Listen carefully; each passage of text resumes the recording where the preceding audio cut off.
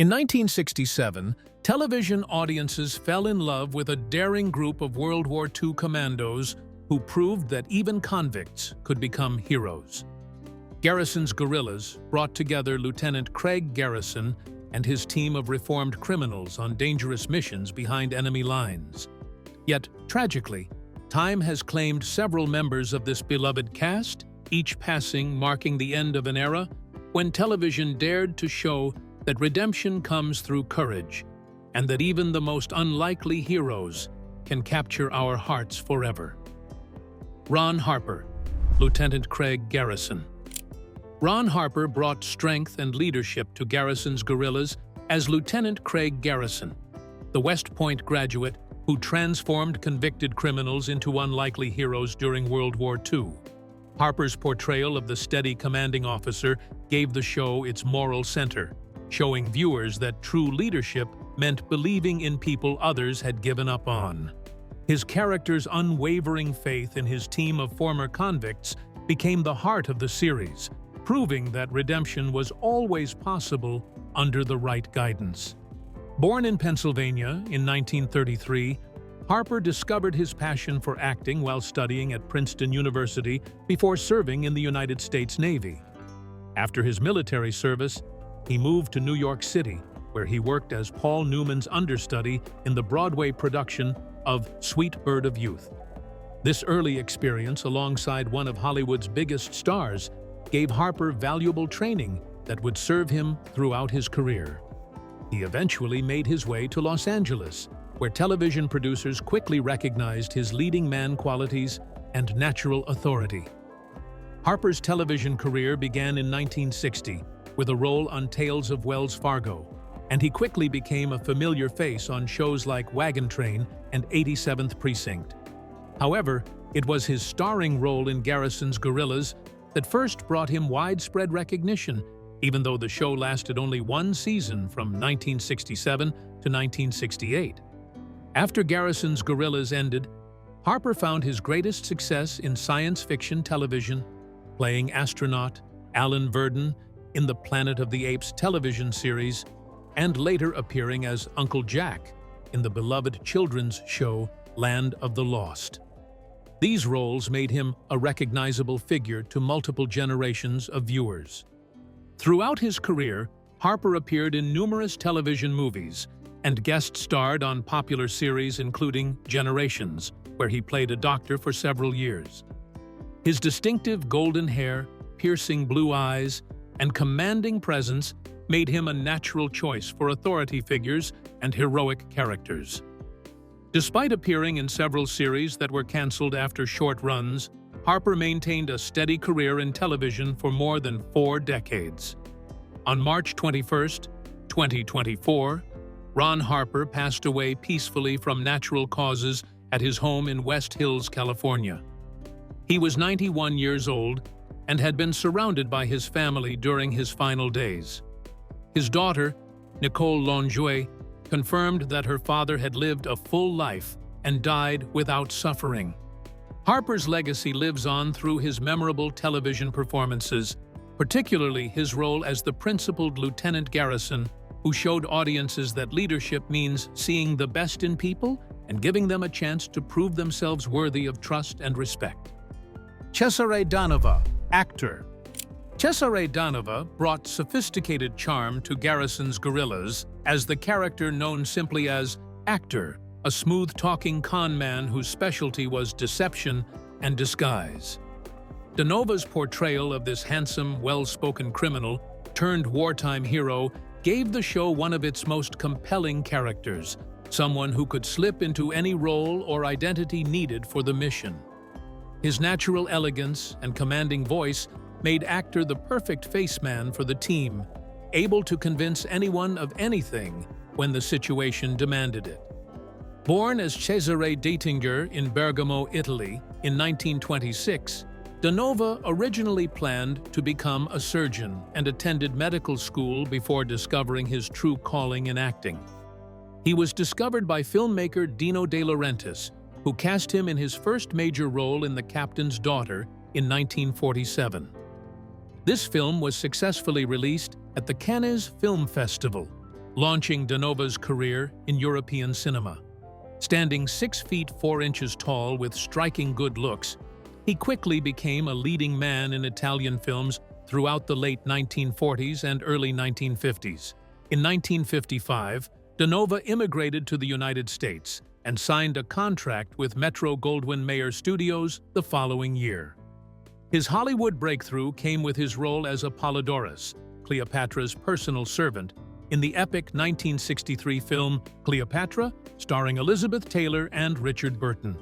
This high-profile role established him as a reliable character actor in American films.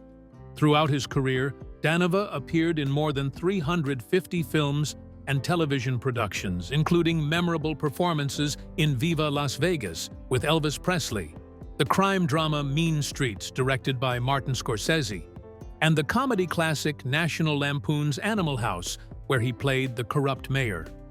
Danova became a familiar face on television, appearing in popular series like The Rifleman, Mission Impossible, and Murder, She Wrote. His sophisticated European manner and ability to speak multiple languages made him a natural choice for roles requiring international flair or villainous charm. He was equally comfortable playing romantic leads, dangerous criminals, or authority figures, demonstrating remarkable range throughout his long career. On March 19, 1992, just days after celebrating his 66th birthday, Cesare Danova suffered a fatal heart attack during a meeting of the Foreign Language Film Committee at the Academy of Motion Picture Arts and Sciences headquarters in Los Angeles. He had been actively involved in promoting international cinema and was passionate about bridging cultural gaps through film. Danova's death marked the loss of a true international star who successfully transitioned from European leading man to beloved American character actor, leaving behind a remarkable body of work that showcased his talent, charm, and dedication to his craft across multiple decades and continents. Rudy Solari, Casino. Rudy Solari brought gritty authenticity to Garrison's guerrillas as Casino, the tough, wiry safecracker and mechanic who could open any lock or fix any machine the team needed for their dangerous missions. Solari's portrayal of this street-smart criminal turned soldier gave the show one of its most relatable characters, a working-class guy whose technical skills made him invaluable to the team. His natural intensity and no-nonsense attitude perfectly captured the essence of a man who had learned to survive by his wits and his hands. Born on December 21, 1934 in Modesto, California, Solari was the son of Swiss parents who had immigrated from Pianezzo, Ticino. He moved to Los Angeles from San Francisco in 1956, initially working as an actor in television and at the Horseshoe Theater. His early career included work in theater productions, and he eventually joined the national tour of A View from the Bridge, which gave him valuable experience performing across the country. Solari's rugged good looks and natural acting ability quickly caught the attention of television producers looking for authentic character actors. Throughout the 1960s and 70s, Solari became a familiar face on television, appearing in popular series like Gunsmoke, The Big Valley, Mission Impossible, and Police Story. One of his most memorable television roles was playing Salish in the Star Trek episode The Paradise Syndrome, which aired during the show's 3rd season. He also appeared in The Outer Limits, playing Captain Jack Buckley in The Invisible Enemy and Griffin in Production and Decay of Strange Particles. His film career included appearances in Judgment at Nuremberg in 1961 and his final film role in The Boss's Son in 1978. Beyond his acting career, Solari was deeply committed to theater education and production. In 1976, he converted the Beverly Cannon Theater in Beverly Hills into a 380-seat legitimate theater called the Rudy Solari Theater.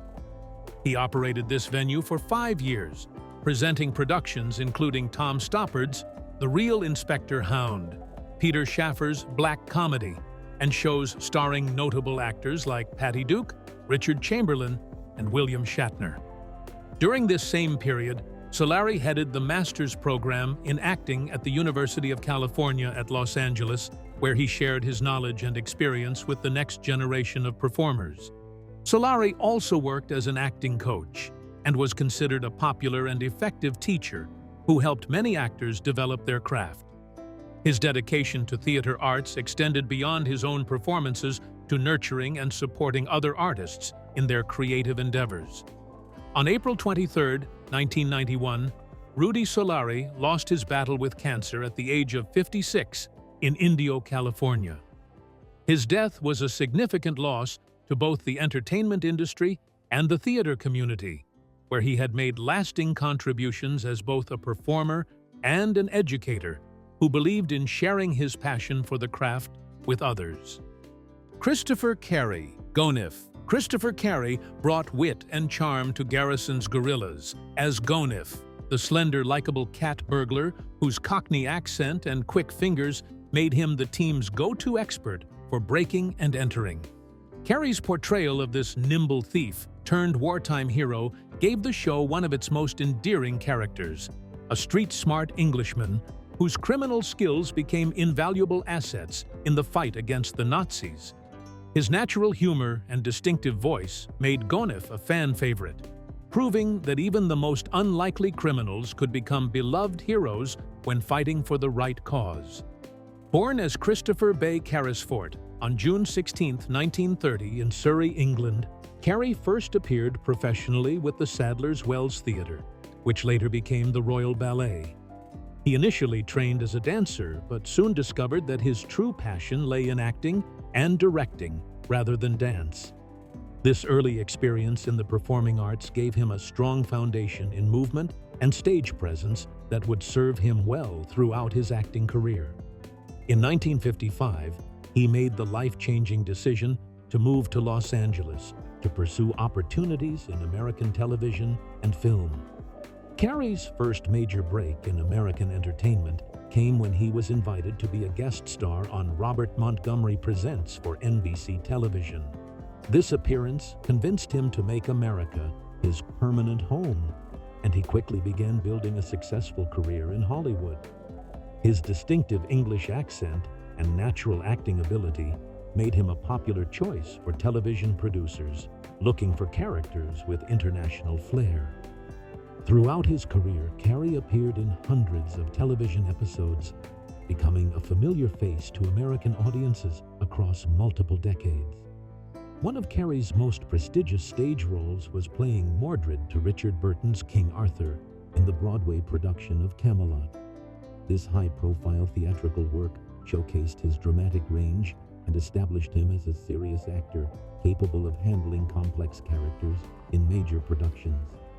He also appeared in popular television series, including The Time Tunnel, The Wild Wild West, Batman, and Missing in Action.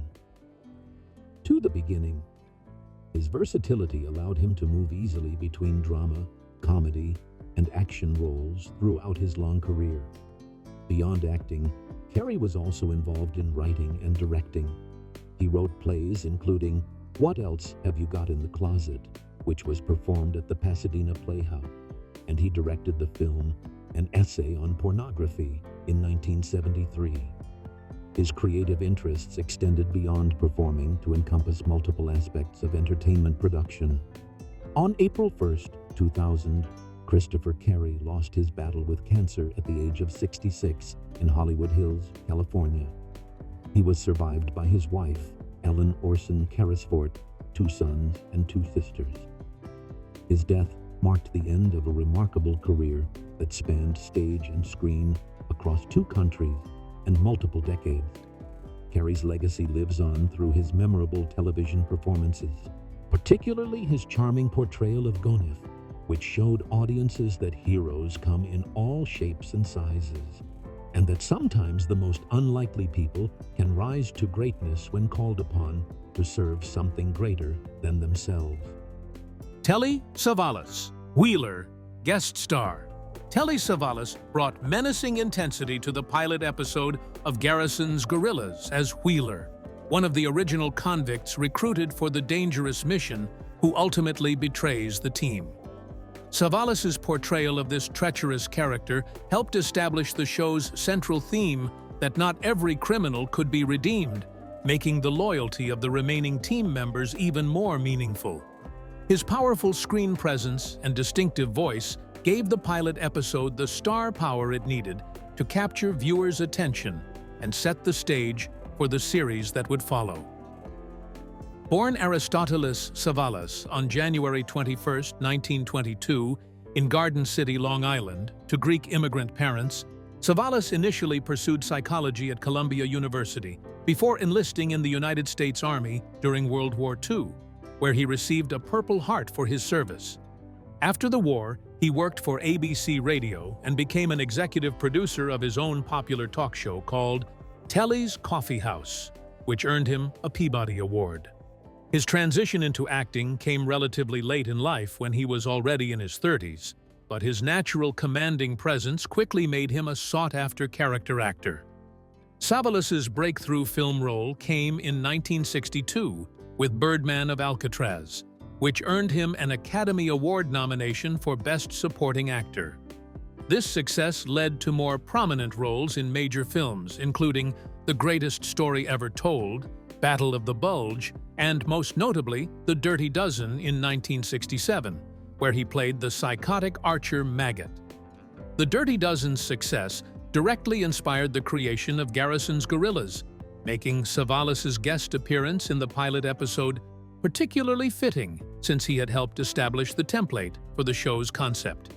However, it was Savalas's starring role as Lieutenant Theo Kojak in the television series Kojak from 1973 to 1978 that made him a household name.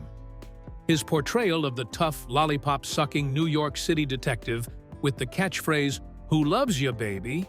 became one of television's most iconic characters.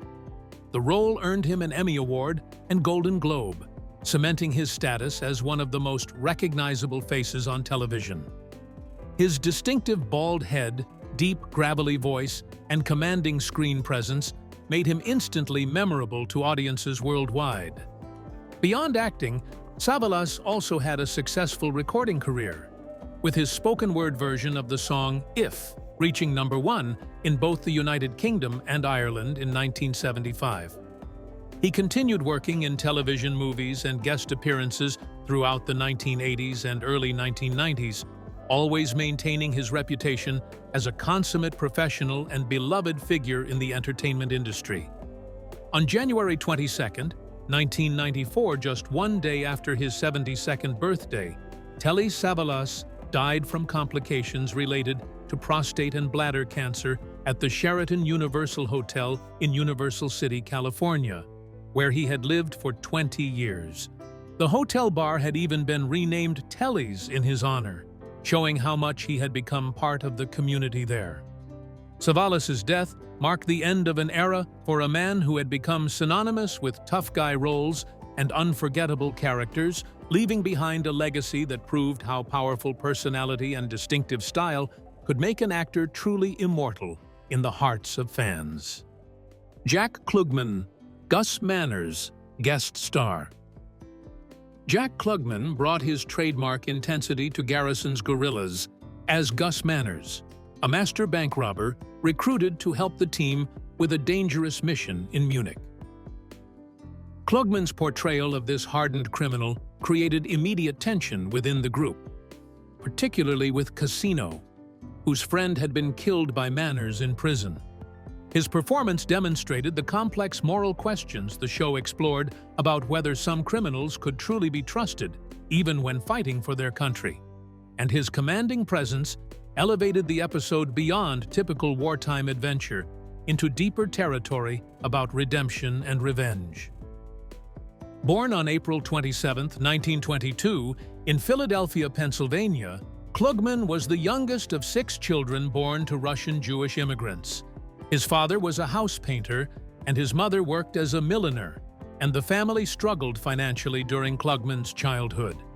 After serving in the United States Army during World War II, he used the GI Bill to study acting at Carnegie Institute of Technology, now Carnegie Mellon University, where his drama teacher famously told him he was better suited to be a truck driver than an actor.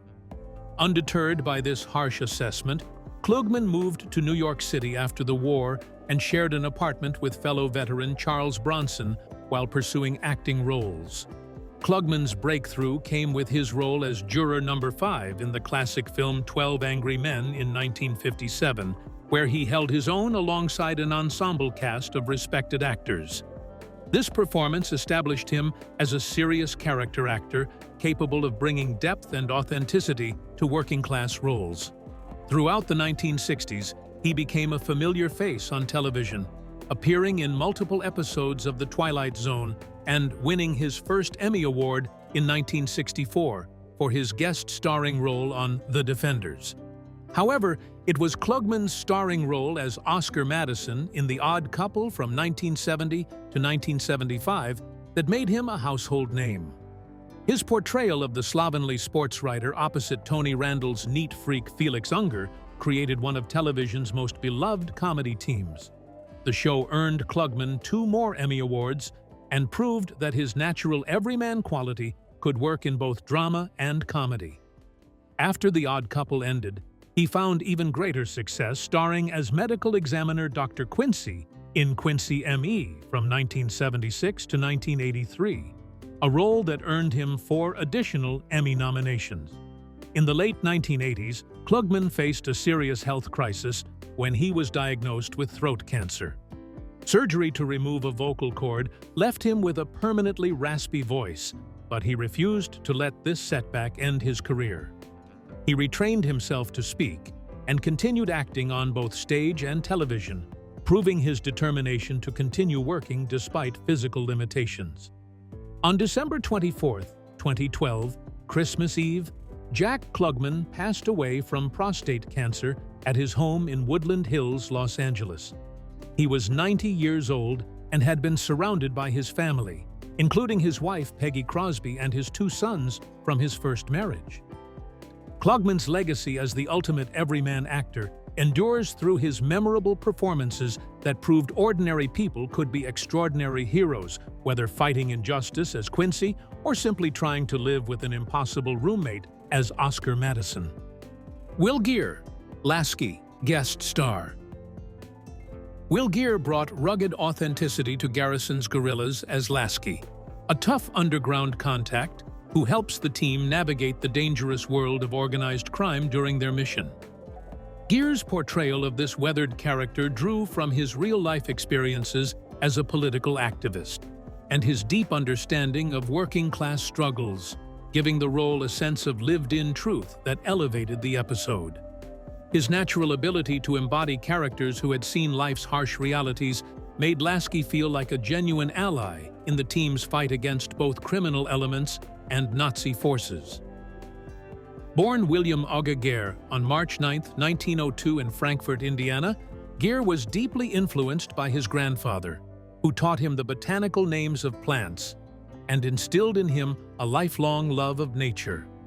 Originally pursuing botany, Geer earned a bachelor's degree at the University of Chicago and a master's degree from Columbia University before ultimately choosing to follow his passion for performing.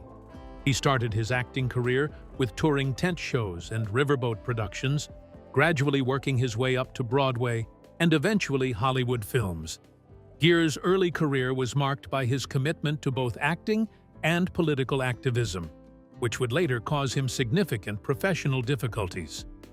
In the 1930s and 40s, he became involved in labor organizing and communist movements, befriending folk singer Woody Guthrie and participating in various social justice causes. His Broadway work included creating the role of Mr. Mister in Mark Blitzstein's The Cradle Will Rock and appearing in the theatrical adaptation of John Steinbeck's Of Mice and Men. These early roles established him as a character actor capable of bringing depth and authenticity to working-class roles. However, Geer's political activism came back to haunt him during the McCarthy era of the 1950s. When called before the House Un-American Activities Committee, he refused to name other people who had joined the Communist Party, resulting in his being blacklisted from Hollywood for several years. During this difficult period, he founded the Will Geer Theatricum Botanicum in Topanga Canyon, California, with his wife, actress Herta Ware. This outdoor theater and botanical garden became a haven for other blacklisted actors and reflected Gere's twin passions for theater and nature. When the blacklist finally ended, Gere returned to film and television work, appearing in movies like Advise and Consent, In Cold Blood, and Jeremiah Johnson. However, his greatest fame came in 1972, when he was cast as Grandpa Zebulon Walton in the television series The Waltons. His portrayal of the wise, gentle patriarch won him an Emmy Award in 1975 and made him a beloved figure to millions of viewers who saw him as the embodiment of American family values and rural wisdom. On April 22, 1978, Will Gere died of respiratory failure at the age of 76 in Los Angeles. In keeping with his love of folk music and poetry, his family gathered around his bedside during his final hours, singing the folk songs he had written with Woody Guthrie and reciting poems by Robert Frost. His ashes were buried in the Shakespeare Garden at his beloved Theatricum Botanicum, where they remain surrounded by the plants he had cultivated. Gere's legacy extends far beyond his acting roles to encompass his dedication to social justice, his love of nature, and his belief that art should serve the common good, proving that true artists never stop fighting for the causes they believe in. Jeff Corey, Inspector Gozman, guest star. Jeff Corey brought quiet menace to Garrison's guerrillas as Inspector Gozman, a German authority figure whose investigation threatens to expose the team's mission and identities. Corey's portrayal of this calculating official demonstrated his remarkable ability to create tension through subtle performance rather than dramatic gestures, making Gozman a genuinely threatening adversary who used intelligence and persistence rather than brute force. His understated but powerful screen presence reminded viewers that the most dangerous enemies are often those who think carefully and observe everything, making the team's mission all the more precarious. Born Arthur Zerling on August 10, 1914, in New York City to Russian and Austrian Jewish immigrant parents, Corey was an indifferent student who discovered his passion for acting only after taking a drama class in high school. He attended New Utrecht High School in Brooklyn, where he became active in the Dramatic Society, and in the mid-1930s, he worked with the Clare Tree Major Children's Theater of New York. His early theatrical work brought him into contact with politically liberal personalities, including Jules Dassin, Elia Kazan, and John Randolph, relationships that would later impact his career in unexpected ways. Corey began his film career in 1937, initially working for Columbia Pictures before freelancing for various studios throughout the 1940s. His quiet manner and unremarkable appearance made him perfect for playing everyman characters, and he became known for his ability to disappear into any role a script required. His steady work was interrupted by military service in the United States Navy during World War II, after which he resumed his acting career and also began working in network radio, including portraying Detective Lieutenant Wibara on The Adventures of Philip Marlowe from 1947 to 1951. However, Corey's career was dramatically disrupted in the early 1950s when he was summoned before the House Un-American Activities Committee due to his past associations with liberal theatrical figures. Although he had attended some Communist Party meetings, he never actually joined the party. But his refusal to name others resulted in his being blacklisted from Hollywood for over a decade. During this difficult period, Corey reinvented himself as an acting teacher, drawing upon his experience in various actors' workshops to become one of the most influential instructors in Hollywood. His students included James Dean, Jack Nicholson, Jane Fonda, Carol Burnett, Sally Kellerman, and Bruce Lee, among many others. When the blacklist finally ended in the early 1960s, Corey returned to film work with renewed vigor, appearing in notable movies including The Cincinnati Kid, True Grit, where he played the villainous Tom Chaney, Butch Cassidy, and The Sundance Kid in Cold Blood and Little Big Man.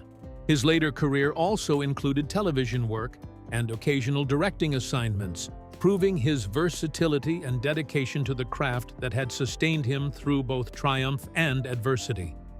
On August 16, 2002, just 6 days after his 88th birthday, Jeff Corey died at a Santa Monica, California hospital from complications related to a fall he had suffered at his home.